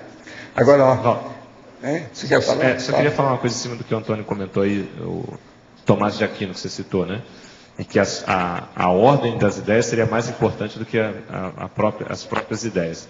Eu acho que a ordem ela ajuda, mas falar que ela é mais importante... Não, ele falou isso para defender o catolicismo. Né? Então, mas ele isso aí já houve debate sobre isso. Então, mas é isso que eu não concordo. Eu acho que direito canônico. Só para saber a posição. Nós já fizemos esse embate anteriormente, né? Mas está querendo reviver. Mas veja, eu entendo pelo seguinte. Não aprendeu, a gente está... Não, eu entendo pelo seguinte: a ordem das ideias no sentido de desenvolver uma ideia, porque uma ideia sem ter uma ordem, ela é uma ideia solta. Então, sim, mas ela não é mais importante do que o conteúdo, né? Não, mas a ideia, o conteúdo vai surgir na medida em que haja uma crescendo da ideia. Teve gente que debateu isso aí. Ele quis dizer devido ao direito canônico, para seguir a orientação de cima, porque o processo da igreja sobre vamos dizer, os administradores da igreja, é um processo de obediência, não é isso? A base não é obediência. Então o que ele quis foi isso. Essa obediência tem que ser seguida. Isso está dentro dessa organização. Entende? Pelo que eu vi, coisa que há muitos anos eu vi sobre esse aspecto aí, que já houve debate disso aí que eu escutei, foi por causa do processo canônico. E tem sua razão. Por exemplo, para ele tinha uma lógica terrível. A gente discute o conteúdo, o conceito do conforto, conteúdo e forma. E o valor da forma ela é muito importante. Mas o conteúdo, agora, ó, ele vai. Tudo isso é problema da obediência. É. Se você obediência é um negócio que tem o primeiro degrau, o segundo degrau, igual aqui essa escada. Tem que ser tudo bonitinho, aquela coisa certinha. Senão você saiu da obediência. Então isso é ordenado. É isso que ele queria dizer. Não, mas eu quero dizer o seguinte, não é questão de forma. Não estou dizendo que a forma é mais importante que o conteúdo, de jeito nenhum. O conteúdo prepondera. Agora, eu quero dizer que isso, de certo modo, está associado a uma grande dificuldade que se encontra aqui nos textos entre nós, que é a falta de ordem. Sem dúvida. Então eu gosto dessa ideia. Falta de ordem que significa falta de racionalidade e lógica. Exato. Que é o nexo até que você comentou. A retiliniaridade. O segmento. A retiliniaridade seria o contexto da ordem. Não, aqui, ó. A questão é só quando você coloca essa citação, eu acho que... A hora que eu fui falar, teve um cara que eu fui falar sobre isso, assim, pois é, o segmento não é o correto. Aí o cara virou e falou assim, mas vem cá, nós não estamos falando, não é na parte do processo, nós estamos falando, eu também não estou falando, eu estou falando é o prosseguimento. Aí a pessoa... Você está entendendo? Sequência. Tem que seguir a sequência. Sequenciamento. E é isso que a gente precisa melhorar, o contexto da retilinearidade. Então, o que a gente vê nos textos é um sinal daquele problema, de um principal problema nosso aqui, que é a dispersão. Então, esse texto que vem com ideias soltas, na verdade, é um texto que mostra a dispersão da pessoa. Então, precisa ter retilinearidade. Essa retilinearidade é essa ordem que eu estou exaltando. A questão não é nem essa, isso a gente está de acordo. É que quando você coloca isso, que a ordem é mais importante do que a ideia, aí está havendo uma valoração maior para isso. É só a ordem é mais importante do que a ideia nesse texto solto. Aí sim, mas existe uma outra coisa aí que seria bom lembrar você. Só de ordem, eu fiz lá uma listagem há muitos anos para usar, tem mais de 300 tipos de ordem que você coloca uma ideia e uma cognição. Então, o processo, a natureza da ordem aí é muito importante no caso. Sem dúvida, mas a questão é não ser mais. Tem que levar isso também em consideração. Agora aqui, para vocês. Desde o colégio, passando pela universidade, sempre recebi uma crítica em comum dos meus professores, que na hora da escrita eu não consigo me fazer claro. Penso que isso se dá devido ao meu pensamento que a forma da escrita não comprometer o texto científico exposto. O verbetólogo poderia comentar? A pessoa no texto, ela coloca assim, eu não consigo. Seria melhor falar assim, eu ainda não consegui. Então, ela precisa tirar ali o holopensene. Ela está fazendo a hipnose ou autossugestão negativa. Ela mesma está se bloqueando. Então, seria importante, eu ainda não consegui, mas tenho condição. Então, como eu falei, processo de treino. Um texto depois do outro, tenho certeza que com o tempo a coisa vai. Há alguns dias eu estou escutando algumas músicas do festival Celtic. No começo era só por achá-las muito bonitas. Depois percebi muita energia e vários banhos energéticos enquanto escutava. Tenho certeza já da minha raiz em vidas passadas celtas. Mas não tenho certeza se pesquisar essas músicas me fará bem, apesar de me sentir muito bem após algumas das vezes que escutei. Devo continuar? Olha, você estuda e vê também o Asterix, né? Olha as histórias do Asterix para ver os processos celtas. Às vezes, vai mostrar lá alguma ideia maior. Agora, você sabe, é música que a gente estuda retrocognição, é um dos tipos de acesso à retrocognição. O trabalho constante nas revisões de diversos trabalhos, com diferentes temas e autores distintos, influencia a sua própria autoria? De que forma? Estão perguntando para você, o Carlos Sprenger. Sem dúvida, esse é um ponto marcante. Na medida em que a gente começa a fazer revisão, ficar lendo, e no nosso caso aqui, na revista Consciência, a gente tem reuniões de revisão. Então, as pessoas levam os textos, revisam, e quando a gente faz a reunião, cada um vem com suas revisões. Então, a gente vê como é que é diversa o potencial de cada revisor. Cada um vê uma coisa. Dificilmente as pessoas vão ver, logicamente, que erros crasso, todo mundo vai ver. Mas as contribuições e as percepções são muito diferentes. Então, a gente cresce muito trabalhando com revisão. Tanto no que se refere às revisões que a gente faz, quanto também na revisão que outros fazem e que a gente, quando faz a reunião de consenso, a gente então vê as contribuições de cada um, né? Então, isso é bem interessante a gente poder pensar e trabalhar com a ideia da revisão. Poderia falar mais explicitamente e mostrar alguns exemplos na maniologia, a mania da dúvida e a mania da correção? A mania da dúvida, eu acho interessante que, inclusive, a gente está propondo aí o princípio, né? O princípio de consultar tudo aquilo que a gente não tem absoluta certeza. Então, mania da dúvida. Então, qualquer data, qualquer nome, a palavra que você não tem, às vezes até palavras lógicas e óbvias, né? Intenção, escreve com C cedilha ou com S? De repente está o branco, não sei, bota lá no dicionário. Breakthrough, né? Estava lá com H, estava com R, trocado. Então, a gente tem que estar sempre duvidando daquilo que a gente sabe. Porque senão a pessoa já está achando que é aquilo, só porque é aquilo, o professor Valdo sempre fala, né? Papel aceita qualquer coisa. Só porque está ali, não quer dizer que está certo. Pode ser qualquer livro, pode ser qualquer autor. Pode estar errado. Então, a gente criar a ideia de estar sempre consultando. A gente cresce muito, porque de cada 10 consultas, 2 ou 3, você vai ver que tinha algum erro ali. Uma das pessoas que mais consulta aqui, você sabe quem é, né? Sou eu. WV. Agora aqui. Ainda sou casca grossa. No entanto, sintetizei o seu verbete e percebi que você realizou um banho de loja sobre revisão conscienciológica. Contudo, não presenciei nada sobre retilinearidade pensênica na escrita. O senhor não acha que esse atributo consciencial caberia em vários itens nos seus esclarecimentos? Agora aqui ele fala para mim, professor, está correta essa combinação abaixo? Pode esclarecer? Atenção, concentração, associações de ideias, retilinearidade pensênica, extrapolacionismos de ideias e escrita. Pode ser. A gente aguenta. A gente aguenta, vai. São 6 itens, vale a pena.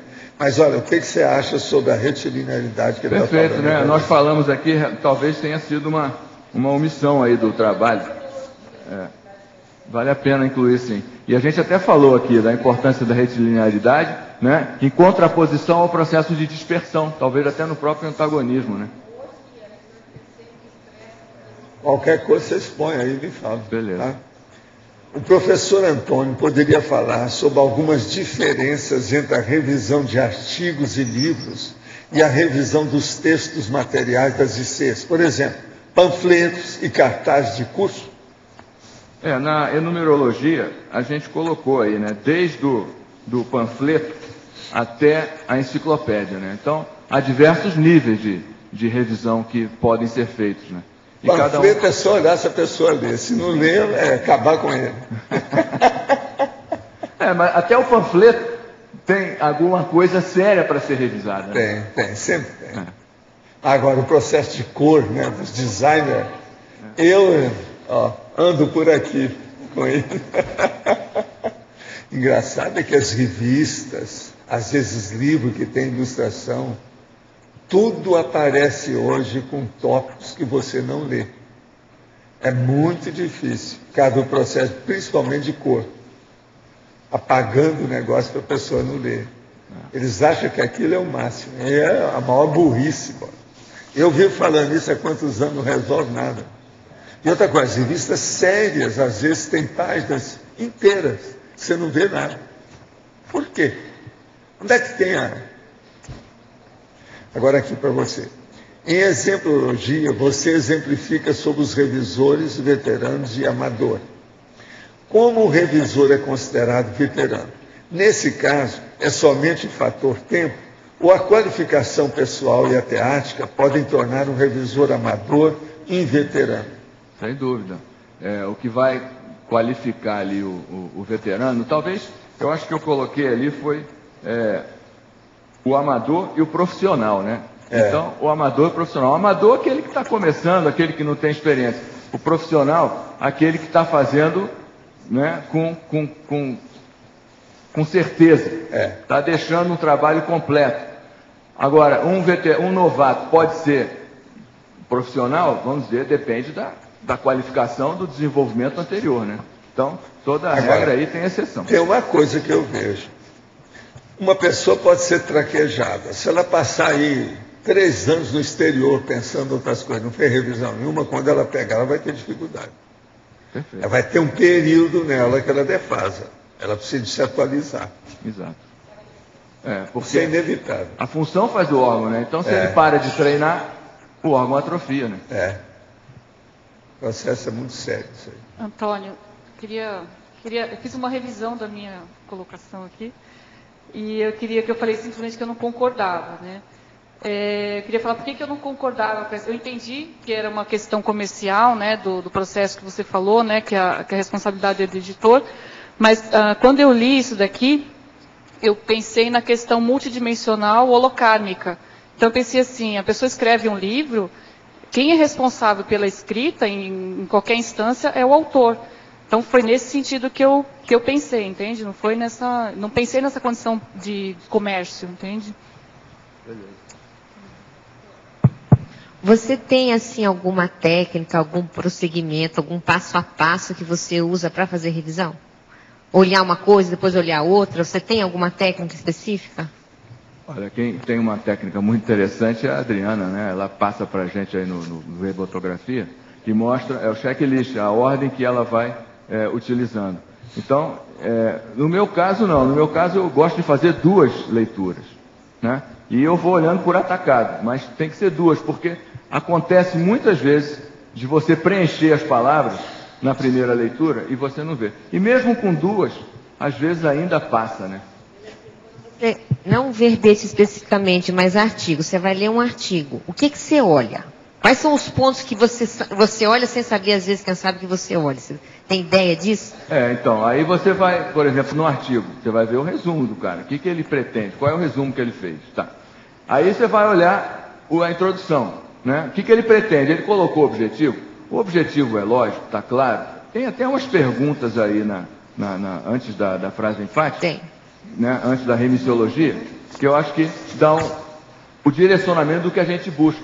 E aí nisso você já vai ver o que ele colocou no resumo não está batendo com o que ele colocou na introdução. Então a gente já vê se buscar a coerência do texto. O texto é coerente com o que aquilo pretende, né? Ele segue uma ordem lógica, as partes estão lógicas, estão encadeadas. Eu acho que seria isso que a gente olha o contexto, olha o conjunto, né? Principalmente, então, o resumo e a introdução, no caso de artigo. Né? No caso de livro, a mesma coisa.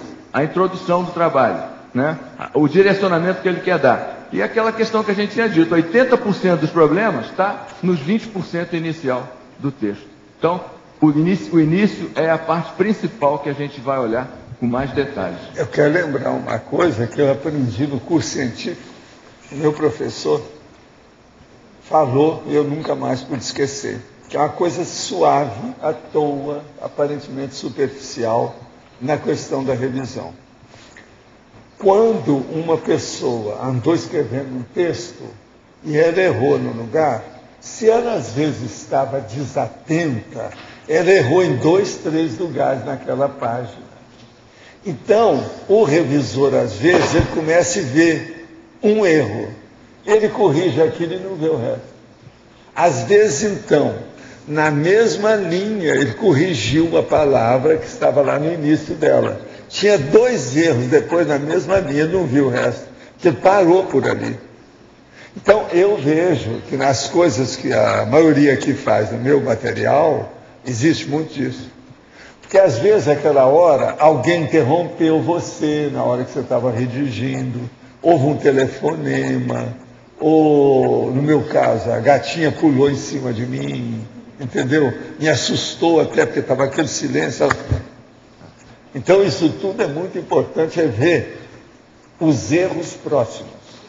Quase sempre, às vezes, há um desfalque desse processo mesmo. Alguma dispersão ali naquele momento, né? Então, essa atenção concentrada, você não pode a falta da atenção concentrada que não é isso. Oi, Antônia, aqui na listagem, eu queria dar uma sugestão, mas eu acho que não, de repente aqui não vai dar, porque você já tem um 100. Mas é um tipo de revisão que eu aprendi com o professor Valdo no Holociclo, que é revisão panorâmica. Então, assim, você pega uma categoria e você vai olhar aquilo seguidamente, porque aí ajuda a equalizar o texto. Na época ele chamava de revisão panorâmica. Ele até pedia, às vezes, assim, vamos supor, para eu pegar lá o texto que ele me dava e destacar todas as palavras em negrito e depois colocar em ordem alfabética. Aí ia ver se tinha repetição ou não. E outras coisas assim. Então, vamos supor, você vai olhar definição, você vai olhar todas as definições, você vai olhar a frase enfática, todas as frases enfáticas. Isso eu aprendi lá no Holociclo e me ajuda bastante nas revisões assim que eu faço, porque às vezes o autor ele não consegue manter um padrão no Confort. E aí quando o revisor faz isso, ajuda o autor. Perfeito, a ideia é válida, talvez até a gente substitui algum outro. Porque, e na verdade isso acontece mesmo, quando a gente está olhando algum texto, por exemplo, definição, o cara fez uma definição aqui. Então a gente tende a olhar as demais para ver se estão no mesmo padrão.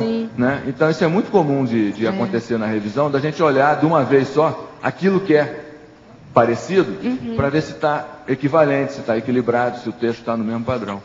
E na bibliografia, você sempre fala de um livro que você leu sobre revisão, não é sobre revisão, acho que acadêmica, mas você comentava, lembra? Você comentou muitas vezes sobre esse livro. Eu acho que, de repente, você poderia incluir aqui. Livro? Era o livro que dava, assim, detalhes. Como que o revisor devia usar a caneta, fazer as marcações, a postura em relação ao autor. Você andou com esse livro para cima e para baixo um tempão, falou nele sem parar. Em casa eu tenho o nome, mas aqui eu não sei. Beleza, eu incluí já mais 3 itens aqui. Um da professora Rosa Nader, que eu esqueci de incluir. Depois, ontem, dando uma olhada no texto, eu achei muito interessante incluir esse trabalho, que é Aspectos da Coerência Grafo-Pensênica, requisito na Tales Conscienciológica. E um outro também, Formação da Teoria da Literatura, que eu usei aí algumas ideias, e também aquele da tradução, que eu já comentei anteriormente, que eu achava que... Eu vou me lembrar desse aí que você está falando, para incluir também. Pequeno, parece que era pequeno. Alguma coisa sobre feedback também. Tinha feedback no meio. Não sei qual é. Sim. Antônio, aqui na página 75, na sindromologia, você poderia me explicar essa síndrome da psicose do revisor? Psicose do revisor é o seguinte, o professor Valdo trouxe essa ideia, e isso acontece, em geral, com o próprio autor, né? Então o autor já está tão acostumado com o texto dele, que chega uma altura que ele já não mais vê nada. Então, por exemplo, nesse ponto, é melhor deixar passar uma semana, 2, e voltar a ler, porque naquele dia ali, naquela hora, não adianta mais ler. Ele corrige mentalmente o erro, e não corrige graficamente. Psicose do revisor, então. Ele cansa. Isso pode acontecer também com o revisor, depois de extenuado muitas horas de trabalho. O autor, já não o revisor, rende mais. Todo mundo esquece. Isso aí acontece com todo mundo. É o processo da estafa. Aqui, é o problema da estafa. Ela está até querendo mexer no cursor, né? Antônio, tem muitas horas. Mas de madrugada, lá para 5 horas da manhã, o cursor parecia um mosquito. Horas trabalhando. E aí você querendo tirar o mosquito da frente da letra. E não era o mosquito, era o cursor. Não, Antônio, e aqui na página 74, na voluntariologia, queria fazer uma sugestão, de repente, colocar os voluntários da equipe da enciclopédia, os revisores da enciclopédia, que não estão aqui. Interessante que eu tinha colocado aqui para incluir o jornal da Invex. Eu pensei também nos jornais da com 6, aí entrar um máximo a mais aí na voluntariologia, né? Isso é com... Isso, exatamente. E aqui na teoriologia, na penúltima linha tem um ponto. É um ponto mesmo ou seria ponto e vírgula? Não, porque acabou aquele trecho inicial, né? Então é ponto mesmo. Depois vem outras abordagens diferentes das anteriores. Entendi. Tá certo, então. Antônio, aqui na culturologia, Você fala aqui o último item, autoformação cultural expressa nos textos e revisões pessoais. O que a gente pode fazer para estimular isso dentro da própria Cognópolis? Autotransformação cultural expressa nos textos e revisões pessoais. Autoformação. Perfeito, olha, a ideia é de se fazer mais trabalhos, tanto de redação, quanto principalmente de revisão. Quando você faz a revisão de um texto de uma outra pessoa, principalmente aquele texto bruto, que chega na primeira versão, então a pessoa fica evidente ali naquele texto. Fica aparente a pessoa. Então, é uma experiência muito legal. Inclusive, essa semana a gente teve essa experiência aqui na revisão da consciência, e a Daiane estava falando dessa condição. Fica ali a pessoa aparente. Então, a gente aprende com isso. A gente cresce, a gente assiste. Então, a autoformação, tanto na redação quanto nas revisões, é uma oportunidade que a gente tem disponível, e a gente percebe que não está sendo bem aproveitada, na medida em que os espaços de revisão, lá na revista, por exemplo, a gente está sempre precisando e não tem os voluntários que poderiam. Então, as pessoas poderiam valorizar mais tanto a redação, que eu acho que estão valorizando, que está crescendo. Está melhorando, mas está melhorando. Muito lentamente. Ainda não é o ideal, né? Não. E no quesito revisão, então, falta gasolina, isso poderia ser mais aditivo. Poderia ser mais explorado entre nós.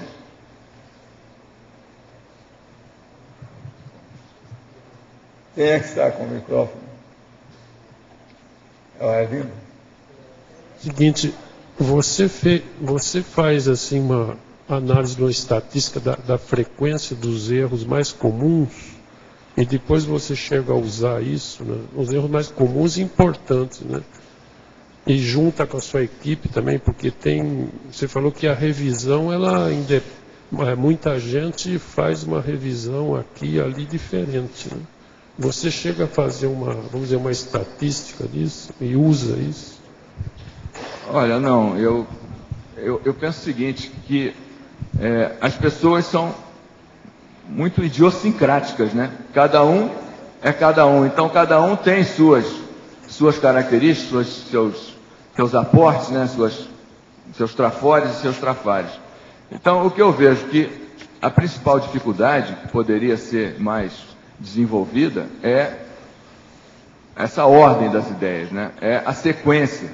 É a gente ficar atento para essa sequência e buscar a qualificação, buscar a clareza, buscar a completude daquilo que está sendo proposto. Essa ordem eu posso igualar à coesão, né? Seria a coesão. Exatamente, Essa ordem por causa disso que eu estou lembrando aí do texto da Rosa, né? A coesão. Essa ordem é a coesão, é a sequência, é a lógica, é o nexo lógico das partes que a pessoa está colocando no texto. E na questão da forma eu vejo a coesão e a clareza como duas coisas fundamentais. Agora, foi por isso que eu estratifiquei a constituição do verbete.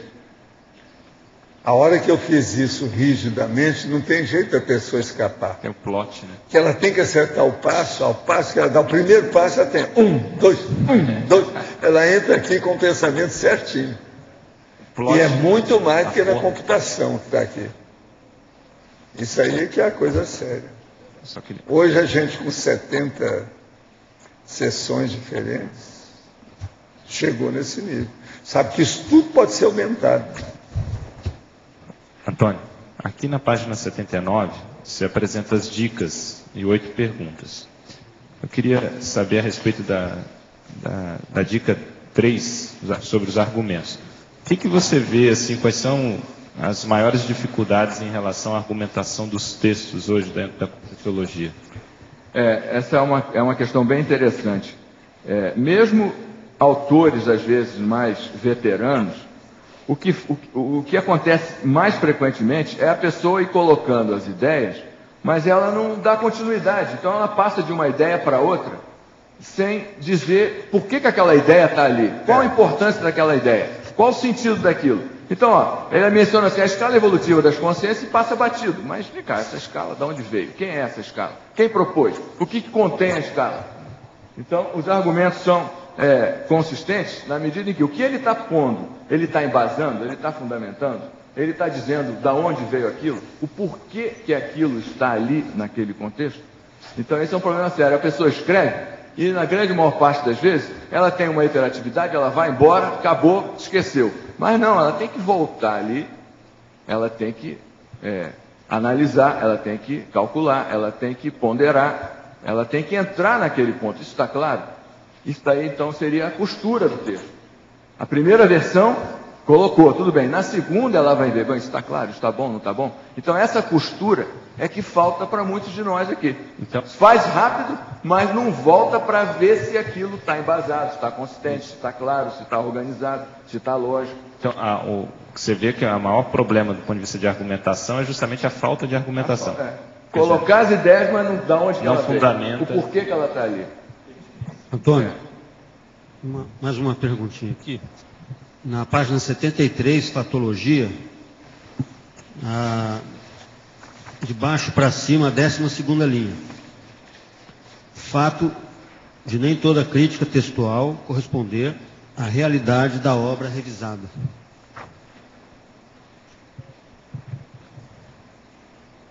Aí a questão seria o seguinte.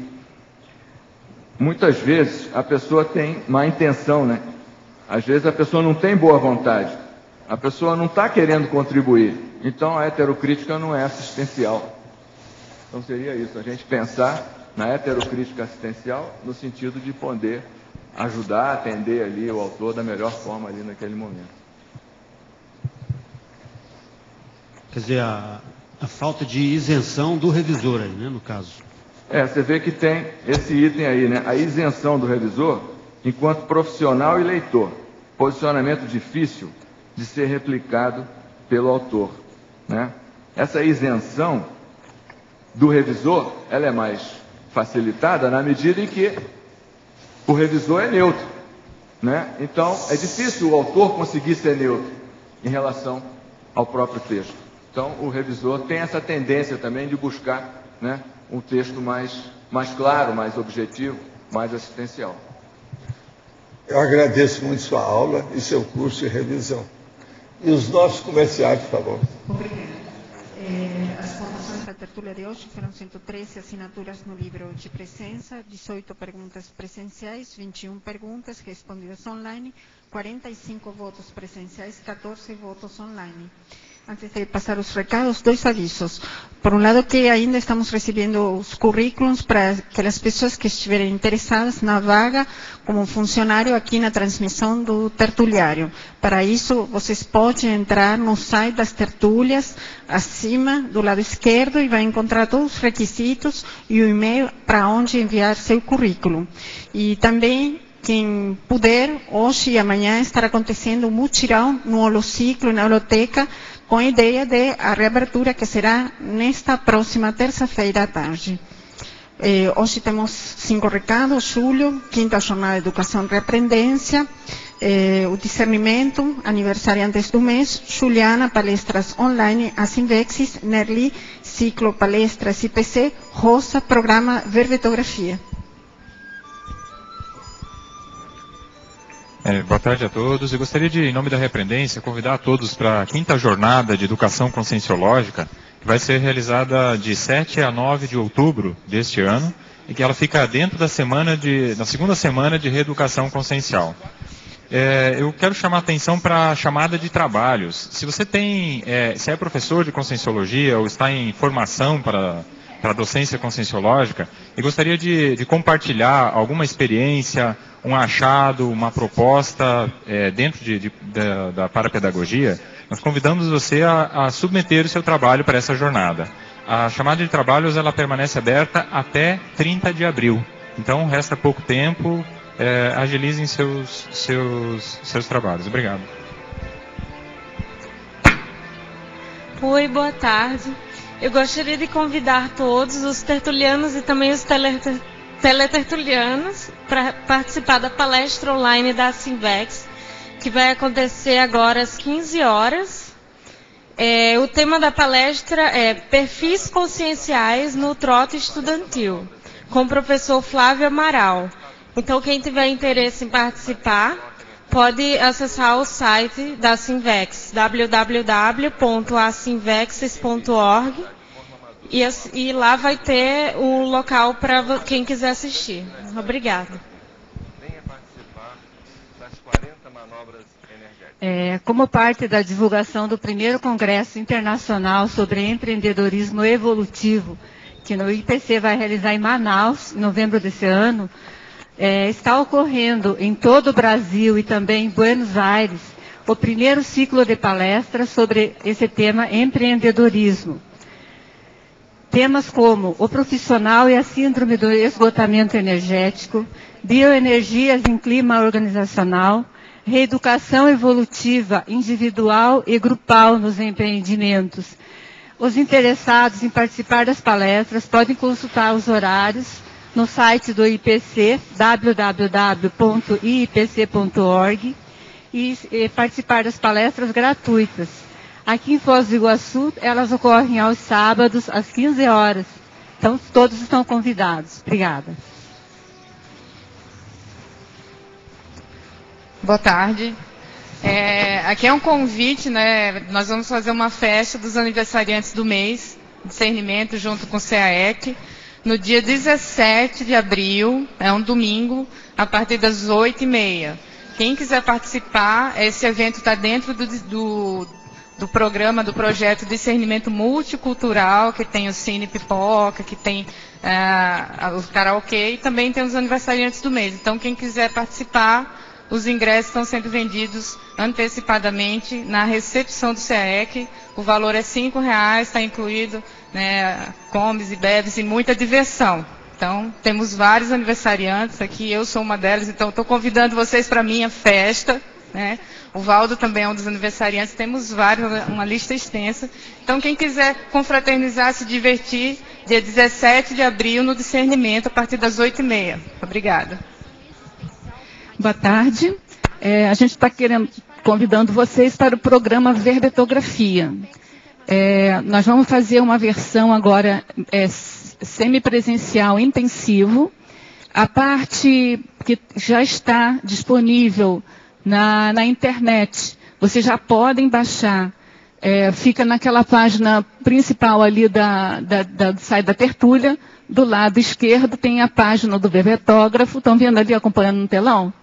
Tem a página do Verbetógrafo, que você clica, e abaixando ali a página ali, olha, vocês vão encontrar 3 aulas disponíveis. Elas são gratuitas, essas aulas são iniciais, são gratuitas, qualquer pessoa pode entrar. É bom que vocês entrem nas aulas, assistam às aulas, até para vocês se motivarem a fazer o programa Verbetografia. O que a gente vai fazer no programa Verbetografia? A gente vai entrar sessão por sessão, discutindo o confort daquela sessão e fazendo também a interconexão, a conexão, o imbricamento de todas as sessões entre si. Então fica assim muito tranquilo, muito fácil, muito gostoso de fazer o verbete. E a gente fez então essa versão da verbetografia, como eu disse anteriormente, numa semipresencial. Tem essa parte que já está disponível e a parte presencial a gente vai fazer em 2 fins de semana, de maio agora. 7 e 8, depois 21 e 22. Não são 2 finais de semana consecutivos. Então as pessoas que estão de fora de Foz do Iguaçu, se puderem fazer uma organização, passarem 16 dias aqui em Foz do Iguaçu, do dia 7 até o dia 22, elas vão conseguir fazer o programa Verbetografia. Vai ser bom esse espaço entre uma semana e outra, porque o holociclo já estará aberto e a pessoa pode dar andamento no verbete nesse espaço de tempo. Tá bom? A gente convida todos, a inscrição é ali na recepção do CAEC, né? O preço é super tranquilo também de conseguir pagar. Então a gente convida todos, né? Venham conosco aí participar da Enciclopédia da Conscienciologia. Tá bom? Obrigada. O verbete eleito para amanhã é PET meia somático, especialidade somatologia. Autor Eliel Queiroz. Obrigada, boa tarde a todos. Venha participar das 40 manobras energéticas.